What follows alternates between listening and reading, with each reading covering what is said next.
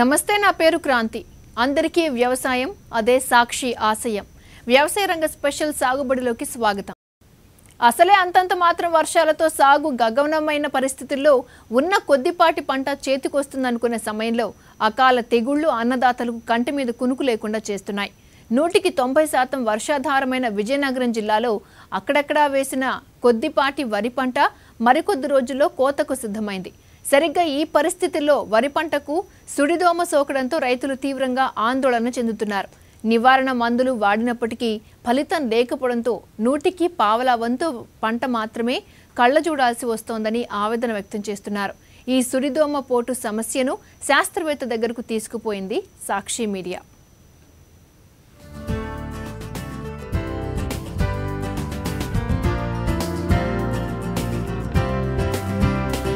ఖరీఫ్ వరి చేతికొస్తున్న ప్రాంతంలో అక్కడక్కడా రైతులకు కొత్త చిక్కులొచ్చి పడుతున్నాయి. నారుమడులు సిద్ధం చేసుకున్నప్పటి నుంచి పంట చేతికొచ్చేంత వరకు ప్రతిసారి వరుణుడి అకాల వర్షాలతో నష్టపోతున్న రైతులకు ఈ దఫా సుడిదోమ రూపంలో తెగులు పట్టుకుంది. విజయనగరం జిల్లాలో సుమారు 10,000 హెక్టార్లలో వరి పంటకు సుడిదోమ ఏదో ఒక దశలో వ్యాపించిందని వ్యవసాయ శాఖ అధికారులు అంచనా వేస్తుండగా ప్రధానంగా విజయనగరం, బొండపల్లి మండలాల్లో ఈ తెగులు అధికంగా కనిపిస్తోంది. ప్రధానంగా సుడిదోమ ఉన్నప్పటికీ చాలా చోట్ల అగ్గి తెగులు, పొట్టకుళ్ళు, మెడవిరుపు తెగుళ్లు కూడా వరి పంటకు ఆశించాయి. దీంతో ఇంటికొస్తుందనుకున్న పంట కాస్త పొలంలోనే నాశనమైపోతుందని అన్నదాతలు ఆవేదన చెందుతున్నారు. మధ్యలో పొట్ట దశలో కూడా చాలామంది మందు కొట్టారు. సుడిదోమ ఎక్కువ స్టార్ట్ అయిందండి. సుడిదోమ స్టార్ట్ అయితే కొంతమంది తెలిసి తెలియక కొంతమంది తెలిసి కొట్టడం నివారణ చేశారు. వ్యవసాయ అధికారులు అయితే మాత్రం ఆఫీస్కి దుబ్బు పట్టుకెళ్ళి రైతులు పట్టుకెళ్ళి కొంతమంది చూపించడం, ఆ వ్యవసాయ అధికారులు పలానా కొట్టండి, కాంటాప్ కొట్టండి, లేదంటే ఎక్సెల్ కొట్టండి అని చెప్పి చేయడం జరుగుతుంది.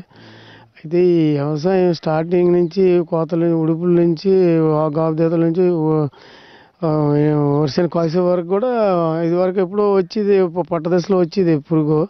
లాస్ట్ ఫైనల్ స్టేజ్ వరకు పురుగు రావడం వ్యవసాయ రైతుల మటుకు దాన్ని కోలుకోలేక మదుపులు పెట్టలేక కొంతమంది ఒగ్గిస్తే ఇలాగ సుడిదోమలాగా వచ్చేసి మరి భూమి పోల అయిపోతుంది.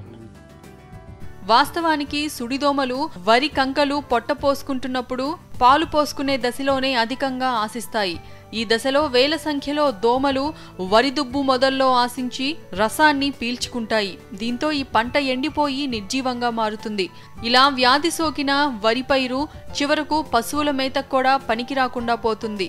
వరి రైతులు ఎదుర్కొంటున్న ఈ సమస్యతో పాటు వరిలోని ఇంకా ఇతర తెగుళ్లను విజయనగరం జిల్లా ఏరువాక కేంద్రంలో పనిచేసే శాస్త్రవేత్త శ్రీనివాసరావు దృష్టికి తీసుకెళ్లింది సాక్షి టీవీ.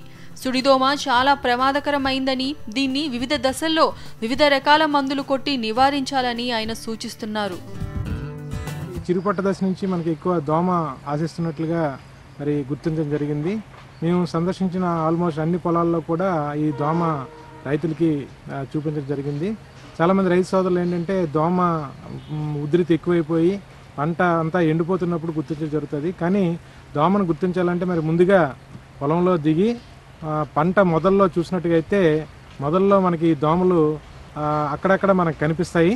మరి ఎక్కువగా ఈ దోమలు అని మనం మొదట్లో గుర్తించినప్పుడు సస్యరక్షణ చర్యలు చేపడితే మన పంటను కాపాడుకోవడానికి అవకాశం ఉంటుంది.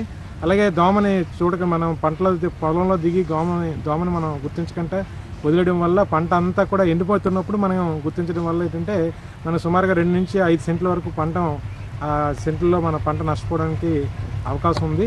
కాబట్టి రైతు సోదరులు ఖచ్చితంగా మనం ఈ మన చిరుపొట్ట దశ నుంచి కూడా రైతులు పొలాన్ని జాగ్రత్తగా పరిశీలించుకోవాలి.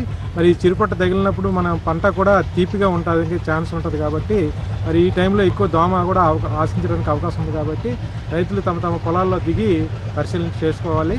మరి పరిశీలన చేసినప్పుడు దోమ ఉధృతిని బట్టి కూడా మనం చూసుకొని మనం మందులు పిచికారీ చేసుకోవాలి. అనేక కారణాలతో ఈ మధ్యకాలంలో తెగుళ్ల ఉధృతి తీవ్రతరమవుతోంది. పరిమితికి మించి ఇష్టానుసారం రసాయనిక ఎరువులు వాడడం వల్ల కూడా తెగుళ్ల దాడి ఎక్కువైపోతోంది. దీనికి తోడు వాతావరణంలో వస్తున్న అనూహ్య మార్పులు పంటల పాలిట శాపాలుగా మారాయి. రైతుల జీవితాలతో ఆడుకుంటున్నాయి. విజయనగరం జిల్లా బొండపల్లి మండలం రోళ్లవాక గ్రామాన్ని తీసుకుంటే ఈ ఊరికి చెందిన 100% మంది వరి రైతుల పొలాలు సుడిదోమ తెగులు బారిన పడ్డాయి. వాస్తవానికి ఈ తెగులును తొలి దశలో గుర్తించిన తర్వాత నివారణకు గాను లీటరు నీటికి ఇమిడోక్లోపైరిడ్ మందు, 2 మిల్లీలీటర్లు డైక్లోరస్ మందు 0.4 గ్రాముల చొప్పున పిచికారీ చేసి మొక్క మొదట్లో పిచికారీ చేసుకోవాల్సి ఉంటుంది. అంతకంటే ముందు వరి పంటను భాగాలుగా విడదీసి ఒక భాగంతో మరొక దాన్ని కలవకుండా చేయాలి. దీనివల్ల తగినంత గాలి వెలుతురు తగిలి దోమలు బెడద తగ్గుతుంది. మరి ముఖ్యంగా మొదట్లో మనం చిరుపట్ట దశలో దోమ ఉధృతిని గమనించినప్పుడు మరి తక్కువ దోమ ఉన్నటువంటి మనం అయినట్లుగైతే ఇనీషియల్గా మనం మోనోక్రోటోఫాస్ అయితే 2.2 మిల్లీలీటర్లు, అలాగే ఎసిపేట్ అయితే 1.5 గ్రాము మనం దాంతోపాటుగా డైక్లోరోవాస్ మందుని 0.5 మిల్లీలీటర్ 1 లీటర్ నీటి కలుపుకొని పిచికారీ చేసినట్టుగైతే మనం సమర్థవంతంగా మొదట్లోనే మనం నివారణ చేసుకోవచ్చు. దోమ ఉధృతి కానీ ఎక్కువ ఉండేటట్టుగా అయితే మాత్రం ఖచ్చితంగా మనం కొద్ది ఖరీదైన మందులు మనకి పిచికారీ చేసుకోవాల్సిన అవసరం ఏర్పడుతుంది. మరి ముఖ్యంగా ఈ మందుల్లో మనం చూసుకున్నట్టుగైతే మరి దోమ ఉధృతిని బట్టి కూడా మనం మందులు వాడుకోవాల్సిన అవసరం ఏర్పడుతుంది. మరి ముఖ్యంగా దోమ ఉధృతిని మనం గమనించినట్లయితే మన మార్కెట్లో అందుబాటులో అయ్యే మందుల్లో మనం చూసుకున్నట్టుగైతే విప్రోఫెజిన్ అనే మందు 1.6 మిల్లీలీటర్లు, అలాగే ఈ ఇమిడాక్లోప్రిడ్ ఎథిప్రిల్ కాంబినేషన్లో మనకి గ్లామర్ అనే ఒక మందు వస్తుంది, అదైతే మనకి 0.4 గ్రామ్స్. అలాగే మరి ఇటీవల కాలంలో ఈ డైఫినిట్రాన్ టోకెన్ అనే మందు వస్తుంది, అది అయితే మనకి 0.4 మిల్లీలీటర్లు. అలాగే మన ఈ మంచి మందుల్లో మనం చూసుకున్నట్టయితే దోమ ముదిరినా కాడే మనకి నివారణ చేసుకోవడానికి థయోమిథాక్సమ్ అంటాము, అక్టారా అని మనకి మార్కెట్లో లభ్యమవుతుంది. ఇదైతే మనకి 0.25 గ్రామ్స్ 1 లీటర్ నీటి కలుపుకొని పిచికారీ చేసుకున్నట్టుగైతే మనం దోమల్ని సమర్థవంతంగా నివారణ చేయడానికి అవకాశం ఉంటుంది. ఈ మందులు ఏవైనా కానీ ఈ మందులతో కలిపి మనం ఈ డైక్లోరోవాస్ మందుని 0.5 మిల్లీలీటర్ 1 లీటర్ నీటి కలుపుకొని పిచికారీ చేసినట్టుగైతే బాగా అంటే వేగంగా మనం దోమని నివారణ చేసుకోవడానికి అవకాశం ఉంటుంది. ఇక వరిలో మరో ప్రధానమైన తెగులు ఆకుముడత తెగులు. దీన్నే నాము లేదా తెల్ల తెగులు అని కూడా అంటారు.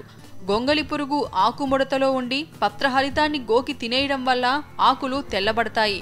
దీనిపైన శాస్త్రవేత్త శ్రీనివాసరావు ఏమంటున్నారంటే, దోమతో పాటుగా మన విజయనగరం జిల్లాలో మరి అక్కడక్కడ ఆకు ముడత పురుగును కూడా మరి గమనించడం జరిగింది. మరి ఆకుముడత పురుగు ఈ పిలక మన ఈ చిరుపట్ట దశ నుంచి మరి వెన్ను కక్కుతున్న దశలో ఆశించినట్లయితే పంట దిగుబడి మీద ప్రభావం ఎక్కువగా కనిపిస్తుంది. మరి ముఖ్యంగా ఈ పోట ఆకుని కానీ ఈ మన అంటే వెన్ను కింద ఉన్న ఆకుని కానీ ఈ ఆకుముడత పురుగు గీక్కొని తినడం వల్ల ఆకు అంతా కూడా డ్యామేజ్ అయిపోవడం వల్ల మరి వెన్నులో గింజల సంఖ్య అలాగే గింజ బరువు సంఖ్య కూడా తగ్గిపోవడానికి అవకాశం ఉంటుంది. కాబట్టి మరి ఆకుముడత పురుగును కూడా సమర్థవంతంగా నివారణ చేసుకోవాలి.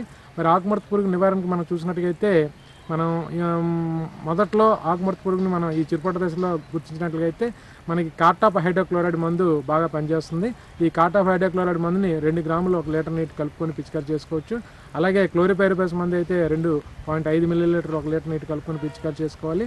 అలాగే మరి ఈ క్లోరాంట్రిన్ నిల్ప్రోల్ అనే మందు కూడా మనం 0.3 గ్రాములు 1 లీటర్ నీటి కలుపుకొని పిచికారీ చేసినట్లయితే ఈ ఆకుముడత పురుగును కూడా సమర్థవంతంగా నివారణ చేసుకోవచ్చు.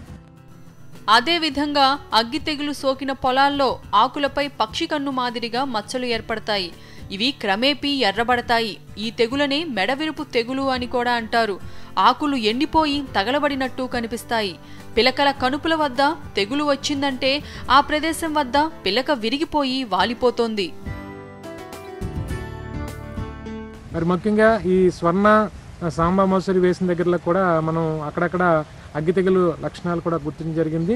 మరి సాంబా మసూరి స్వర్ణ మరి ఈ చిరుపట్ట దశ నుంచి వెన్ను కక్క దశలో ఈ అగ్గి తెగులు మెడవెరుపు తెగులు రూపంలో ఉధృతిగా రావడానికి అవకాశం ఉంది. కాబట్టి ఒకవేళ మెడవెరుపు తెగులు వచ్చినట్టుగైతే మనకి నష్టం ఎక్కువ ఉంటుంది. ఎందుకంటే ఈ మెడవెరుపు తెగులు లక్షణాలు ఏంటంటే వెన్ను కింద మనకి వెన్నులోనికి ఉన్న గింజలకి ఆహారం వచ్చే దగ్గర మరి ముఖ్యంగా వెన్నులోనికి ఆహారం రానివ్వకుండా ఆ జంక్షన్ని మరి నష్టపరచడం వల్ల మెడ కింద అంటే వెన్ను కింద ఉన్న మెడని నష్టపరచడం వల్ల గింజలు పాలు పోసుకోక మనకి పొల్లు రూపంలో తాళ్ళు రూపంలో వచ్చేయడం వల్ల దిగుబడి తగ్గిపోవడానికి అవకాశం ఉంటుంది.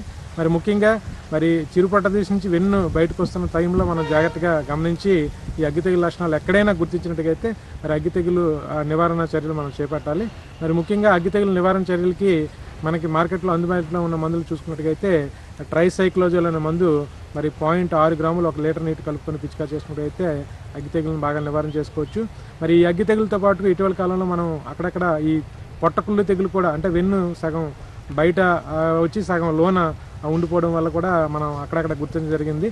మరి ఇలాంటి చిరుపట్ట మన దశలో ఈ పొట్ట బయటకు వస్తున్న దశలో పొట్టకుళ్ళు తెగులు అగ్గి తెగులు రెండు లక్షణాలు ఉండేటప్పుడు అయితే మాత్రం మరి మంచి మందులు మార్కెట్లో అందుబాటులో ఉన్నాయి. దాంట్లో ముఖ్యమైన మందు మనకి టెబుకొనజోల్ ట్రైఫ్లాక్సిస్ట్రోబిన్ అనే కాంబినేషన్లో నేటివో అనే ఒక బేర్ కంపెనీ వాళ్ళది ఒక మందు ఉంది. మరి ఈ నేటివో మందు కూడా మనకి 0.5 గ్రాములు 1 లీటర్ నీటి కలిపి పిచికారి చేసినట్టుగైతే ఈ పొట్టకుళ్ళు తెగులు అలాగే మెడవిరుపు తెగులు మనం రెండింటిని సమర్థవంతంగా నివారణ చేసుకోవచ్చు. ఎక్కడైనా పాము పొడ తెగులు ఉన్నా కూడా ఈ మందుతో మనం నివారణ చేసుకోవడానికి అవకాశం ఉంటుంది. కాబట్టి మరి ఖచ్చితంగా ఈ అగ్గి తెగులు నివారణ చేసుకున్నట్టుగైతే మరి పుల్లు తక్కువ శాతం వచ్చి మంచి దిగుబడి రావడానికి కూడా ముఖ్యంగా స్వర్ణ సాంబార్ రకాల్లో అవకాశం ఉంది. కాబట్టి రైతు సుడిదోమ, ఆకుముడత, అగ్గి తెగులు లాంటి తెగుళ్లను ముందుగా గుర్తించిన రైతుల్లో కొందరు తమకు తోచిన మందులను పిచికారీ చేసి లాభం లేదని పెదవి విరుస్తుంటే రోగానికి తగిన మందుని ఇచ్చి పంటల్ని కాపాడుకున్న రైతులు సరైన దిగుబడి రావచ్చని ఆశాభావంతో ఉన్నారు. ఒకప్పుడు వరి సాగును మన రైతులు చాలా సులువుగా ముగించేసేవారు. కానీ రాను రాను ఆనాటి అనుకూల పరిస్థితులు ఇప్పుడు ఉండడం లేదు. విత్తనం దగ్గర నుంచి పంట చేతికొచ్చేదాకా అన్ని సమస్యలే.